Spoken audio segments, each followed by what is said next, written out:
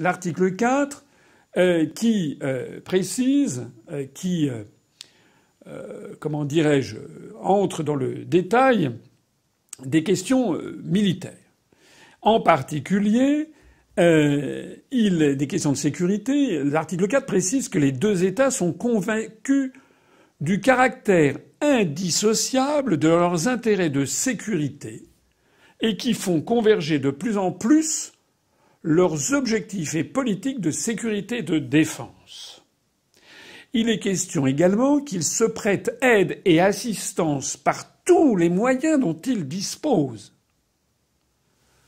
Par tous les moyens dont ils disposent, y compris la force armée, en cas d'agression armée contre leur territoire. Je ne sais pas si vous vous rendez compte de ce que ça signifie. En cas d'agression armée contre leur territoire, ça veut dire que s'il y avait une agression, par exemple, de la Pologne, ou de la Russie, ou de la Turquie, ou de Dieu sait qui, contre l'Allemagne, la France devrait prêter aide et assistance par tous les moyens dont elle dispose à l'Allemagne, donc, y compris la force armée, donc, si les mots ont un sens, donc la force nucléaire. Ça veut dire que, mine de rien, dans ce traité que les Français découvrent comme ça en catimini 5 jours avant qu'il soit signé, M. Macron, au détour d'une phrase, prend un engagement qui consiste à dire éventuellement, on vous prêtera l'arme nucléaire pour vous défendre. Ça veut dire que si la Russie envahissait l'Allemagne, les Français pourraient éventuellement attaquer la Russie avec une arme nucléaire. En tout cas, la formulation de cet article 4 ne l'exclut pas. Ça veut dire au passage que si on faisait ça, l'Allemagne et la France seraient vitrifiées dans les 10 minutes par les forces nucléaires russes. Est-ce que les Français sont vraiment prêts, décidés, à partager leur armement nucléaire avec l'Allemagne pour mourir pour les Allemands? C'est en tout cas une question que M. Macron n'est pas légitime pour trancher de lui-même, d'autant plus qu'il n'a jamais parlé de ça pendant la campagne présidentielle, dont je rappelle qu'il a eu à peine 17% des inscrits au premier tour. Donc normalement, ça devrait faire l'objet d'un grave et grand débat national. Je précise également que dans cet article 4, il est question d'investir conjointement pour combler ces lacunes capacitaires, renforçant ainsi l'Union européenne et l'Alliance nord-atlantique. Qu'est-ce que ça veut dire? Ça veut dire qu'en fait, cette coopération militaire s'inscrit dans le droit fil de l'Alliance nord-atlantique, c'est-à-dire de l'OTAN.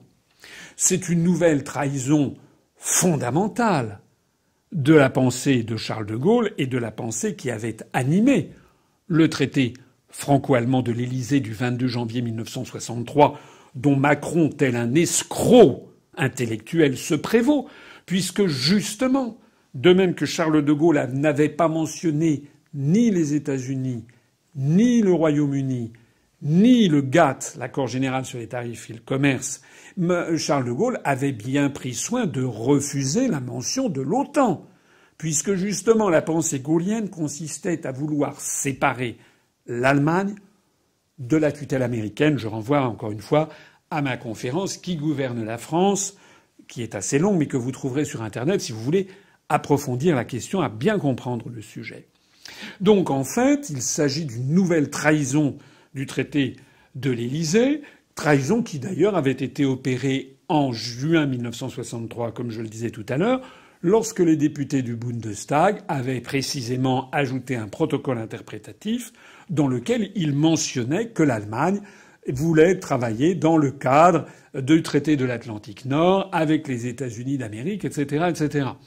Je vous renvoie à mes conférences et notamment je souligne cette confidence que Charles de Gaulle avait faite à Alain Peyrefitte en 1963, justement après cette affaire.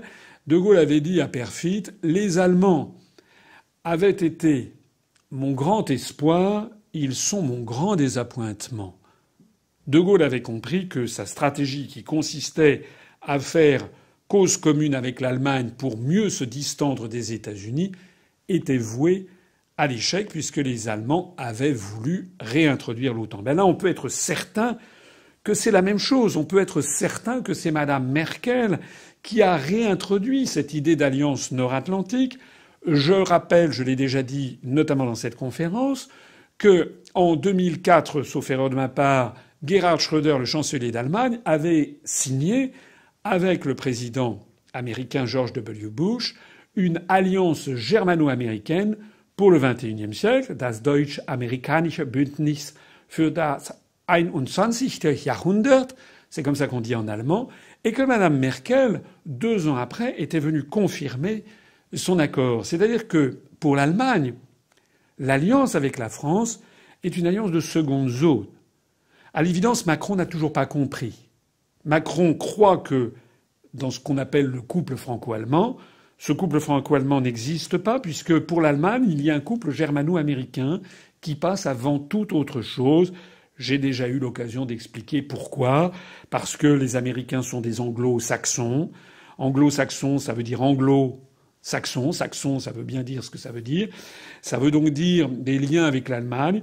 J'ai déjà expliqué de nombreuses fois que il y a eu tout un flux d'émigration allemande aux États-Unis, notamment au XIXe siècle, que quelqu'un comme Boeing, comme Marlène Dietrich, comme Donald Rumsfeld, comme Henry Kissinger sont des Américains d'ascendance allemande.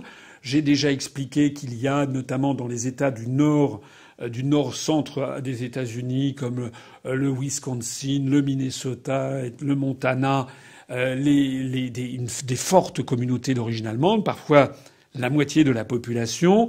La ville principale, la capitale de l'État du Dakota du Nord s'appelle Bismarck.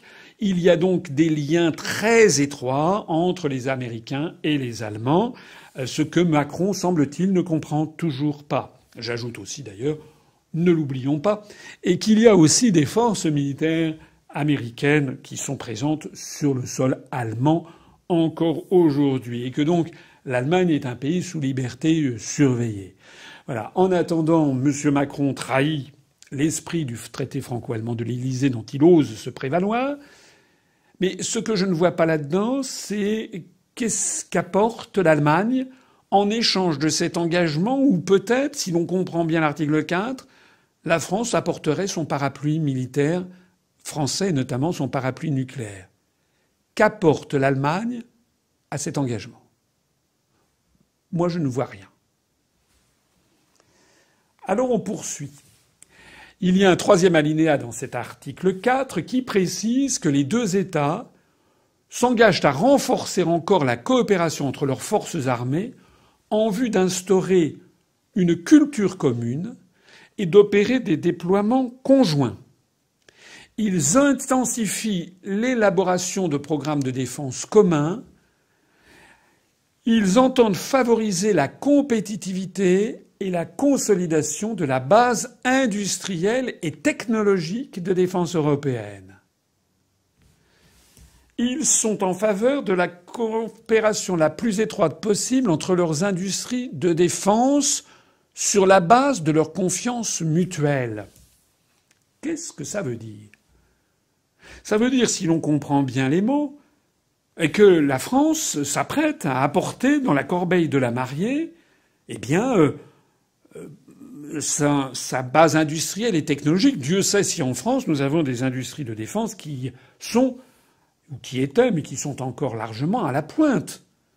On a des grandes industries comme Thales, bien entendu, ou comme Dassault, qui sont parmi les meilleures au monde. Qu'apporte l'Allemagne ? Et surtout, ce qui est extrêmement grave en la matière, c'est l'idée d'une coopération la plus étroite possible entre leurs industries de défense sur la base de leur confiance mutuelle. Je suis désolé de mettre les pieds dans le plat.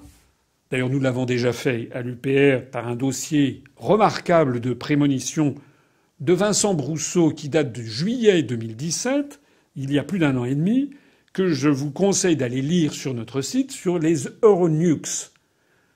Vincent Brousseau avait fait un article, un dossier très intéressant qui montrait qu'en définitive, la stratégie probable de l'Allemagne, qui après 1945, s'est vu interdire, et notamment après les règlements qui ont eu lieu dans les années 70-80, il s'est vu interdire la possession de l'arme nucléaire. Mais en réalité, par le biais de cet article 4 de ce traité de Aix-la-Chapelle, on a le sentiment que, de la façon habituelle que font les diplomates, c'est-à-dire la stratégie du salami, tranche par tranche, l'Allemagne est en train d'acclimater l'idée qu'il est normal que la France non seulement protège l'Allemagne de façon avec sa force nucléaire, mais partage, coopère dans un climat de confiance mutuelle, partage en fait ses secrets industriels et technologiques, et y compris la force de frappe nucléaire. En définitive, les éléments se mettent en place pour que la France apporte, gratis, son armement nucléaire à l'Allemagne. Mais qu'est-ce qu'apporte l'Allemagne? On a vu tout à l'heure que l'Allemagne avait refusé de mettre le coût de la mutualisation des dettes. Qu'apporte l'Allemagne face à ces dons que M. Macron, je ne sais pas s'il est conscient de ce qu'il fait, j'espère qu'il est inconscient. S'il est conscient, c'est de la haute trahison. Mais s'il est inconscient, c'est à peu près aussi grave. Il est absolument inimaginable qu'un tel traité ne mentionne pas qu'il y a une force de frappe française, le domaine réservé de la souveraineté nationale, et qui n'est utilisé que pour assurer la souveraineté et l'indépendance nationale de la France. Et que ceci ne saurait se partager. Ou alors, il faudrait au minimum un référendum auprès des Français.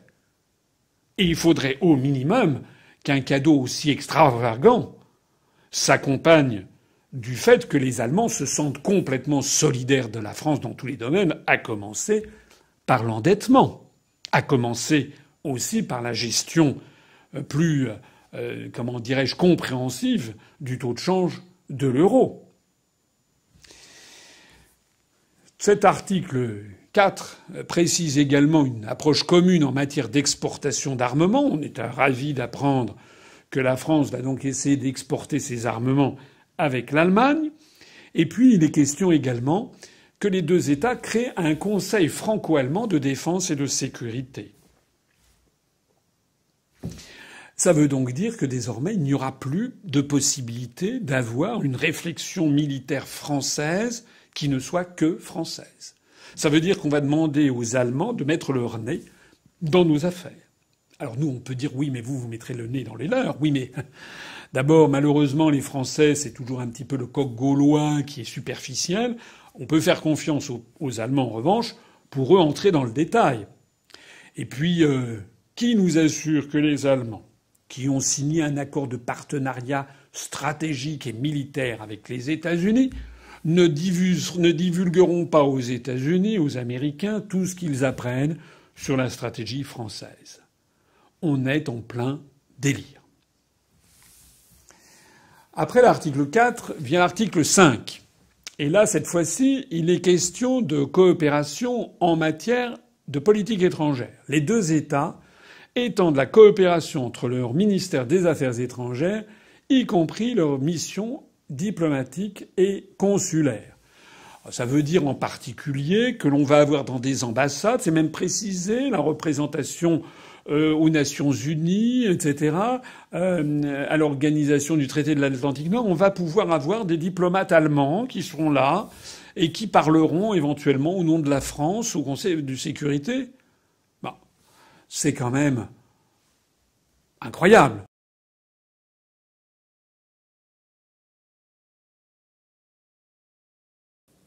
La France, enfin, est convaincue que la sécurité à long terme de l'Europe passe par une alliance forte avec les États-Unis. Je l'ai redit lors du sommet de l'OTAN à Londres, et la France en fait chaque jour l'expérience dans ses opérations.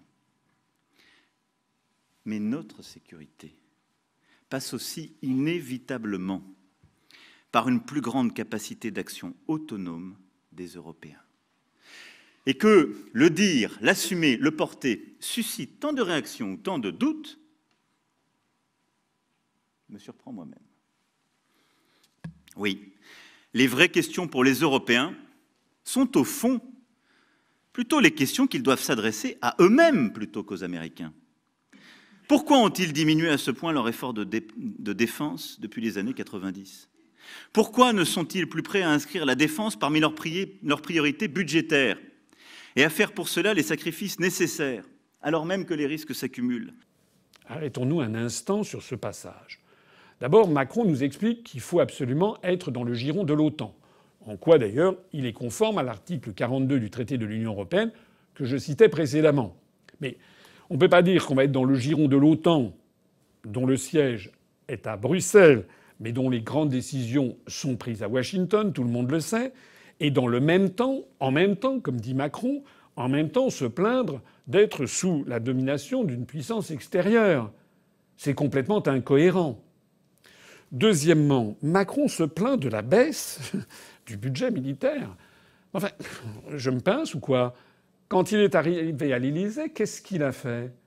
Il a continué à diminuer le budget des armées. Il est dingue. Alors il est vrai que depuis 1 an ou 2, il a commencé à le réaugmenter très légèrement. Mais pourquoi est-ce que l'on tape dans le budget militaire ? Et pourquoi les pays européens ? Parce qu'ils obéissent aux grandes orientations des politiques économiques fixées par la Commission européenne, ils obéissent aux exigences de la Banque centrale européenne qui font la chasse au déficit budgétaire.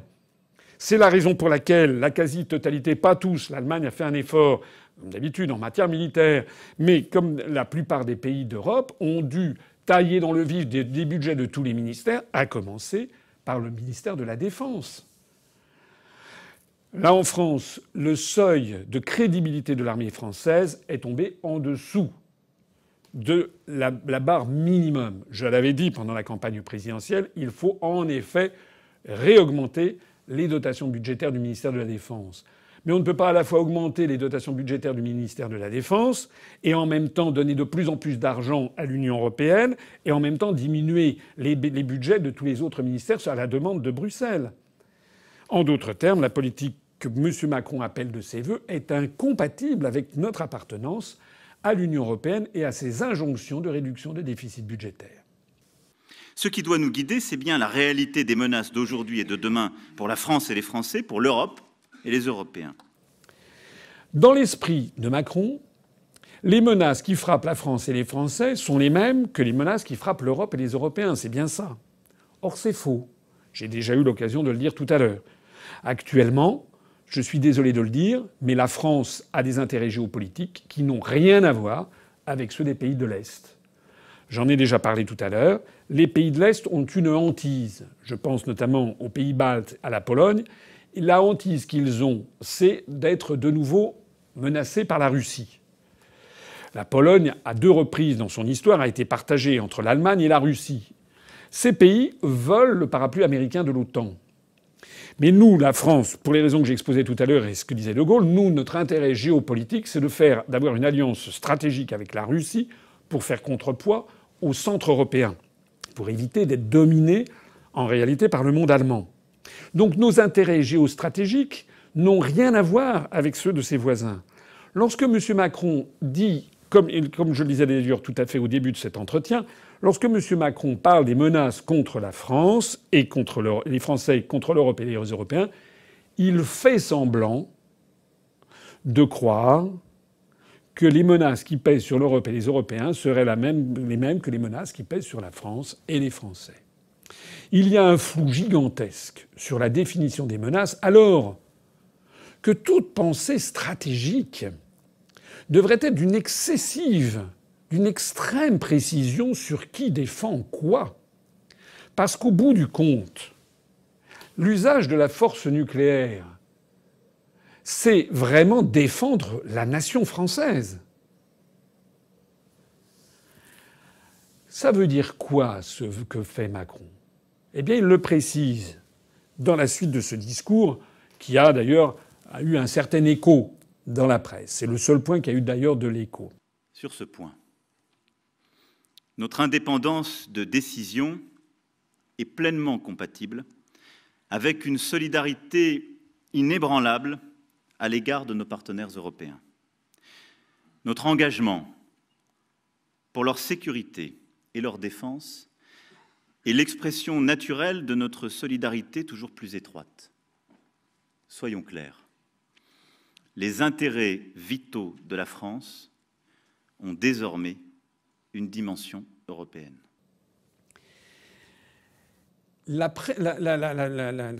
L'indépendance de la décision d'utiliser la force nucléaire, dit Macron, est pleinement compatible avec la défense, la solidarité inébranlable avec nos partenaires européens, inébranlable. Ça veut dire automatique. Ce passage est d'une exceptionnelle gravité.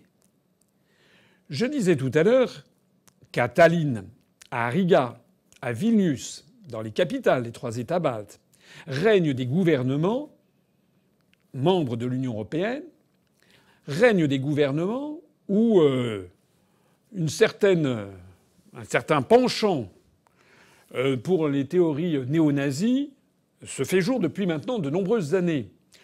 Des gouvernements extraordinairement anti-russes. C'est d'ailleurs la raison pour laquelle la France a prépositionné dans le cadre de l'OTAN, sur une base qui s'appelle la base de Tapa, dont j'ai déjà parlé, en Estonie. Nous avons 300 soldats, nous avons des engins blindés. C'est une base qui se situe, je crois, à 180 km à vol d'oiseau de Saint-Pétersbourg, qui est la 2e ville russe. Mais qui vienne un jour à l'esprit du gouvernement de Vilnius, de Riga ou de Tallinn en Estonie.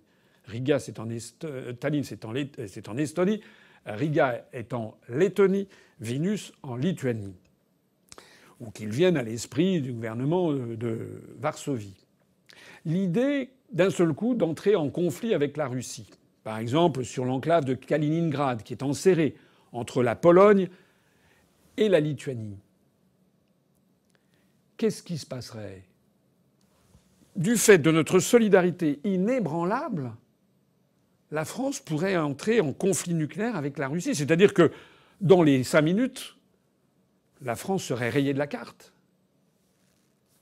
Le peuple français doit quand même avoir son mot à dire sur une stratégie de cette nature. Je rappelle que Charles de Gaulle, quand on relit toute sa pensée stratégique, avait toujours dit que la force de frappe nucléaire, c'était pour défendre la sanctuarisation du territoire français. Emmanuel Macron s'est vanté d'un bilan unique au monde en matière de désarmement nucléaire au cours d'un discours à l'école de guerre.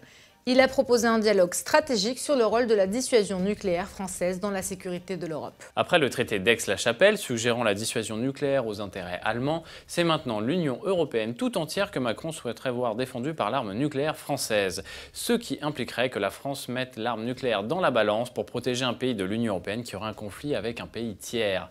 Rappelons d'ailleurs que plusieurs pays de l'Est de l'Europe sont très hostiles à la Russie. Le vice-président du groupe parlementaire de l'Union démocrate chrétienne a estimé que l'Allemagne devrait envisager une coopération avec la France en ce qui concerne les armes nucléaires et être prête à participer à la force de dissuasion nucléaire avec ses propres capacités et moyens. Une telle décision violerait l'article 3 du traité de Moscou qui interdit à l'Allemagne de disposer de l'arme nucléaire. Accepter une telle disposition serait un casus belli dans la mesure où la Russie ne l'accepterait pas et elle aurait raison. L'Europe a besoin de capacités militaires crédibles, selon von der Leyen, qui a affirmé que ces capacités sont nécessaires pour répondre aux crises et que l'Union européenne a déjà mis en place les éléments constitutifs d'une Union européenne de la défense. Selon elle, elle est complémentaire de l'OTAN et elle est différente. Cette Europe de la défense serait bien plus que complémentaire de l'OTAN puisqu'elle lui serait soumise. En effet, l'article 42 du traité de l'Union européenne inféode la défense de l'Union européenne à l'OTAN.